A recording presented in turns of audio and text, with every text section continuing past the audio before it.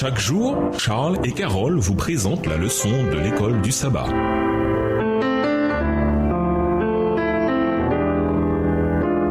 Bienvenue dans votre émission. Dieu nous parle. Nous voilà à la leçon 10. Règles d'engagement. Étude de la semaine, Daniel 10, les versets 1 à 14, Apocalypse 13, les versets 1 à 8, Job 1, les versets 1 à 12, Job 2, les versets 1 à 7, Jean 12, le verset 31, Jean 14, le verset 30, Marc 6, verset 5 et Marc 9, le verset 29. Verset à mémoriser. Celui qui fait le péché est du diable, car le diable pêche dès le commencement. Si le Fils de Dieu s'est manifesté, c'est pour détruire les œuvres du diable. 1 Jean 3, verset 8. On trouve dans 1 Roi 18, le verset 19 à 40, un récit très intense qui révèle la nature du conflit cosmique. Il s'agit de l'histoire d'Élie sur le mont Carmel, où le Seigneur a démasqué les soi-disant dieux des nations. Pourtant, en coulisses, ces dieux ne sont pas de simples produits de l'imagination païenne. Derrière les dieux que les nations environnantes d'Israël pensaient adorer se cachait autre chose. Ils ont offert des sacrifices à des démons qui ne sont pas dieux, à des dieux qu'ils ne connaissaient pas, les dieux nouveaux apparus de peu et que vos ancêtres n'avaient pas craint. Deutéronome 32, verset 17, version second 21. Paul ajoute, ce que les non-juifs sacrifient, ils le sacrifient à des démons et non à Dieu. Or, je ne veux pas que vous soyez en communion avec les démons. 1 Corinthiens 10, verset 20, version second 21. Derrière les faux dieux des nations, il y avait donc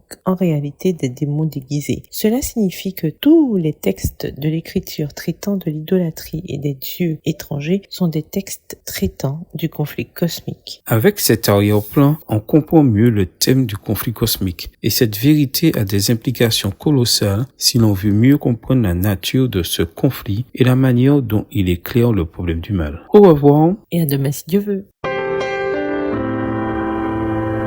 Dieu nous parle.